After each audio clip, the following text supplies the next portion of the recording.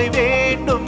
உன் கையில் உயிர் வாழ்ந்தேன், இது தவமா வருமா புரியவில்லை. உன்னோடு என் சொந்தம் ஈரேழு ஜன்மங்கள்.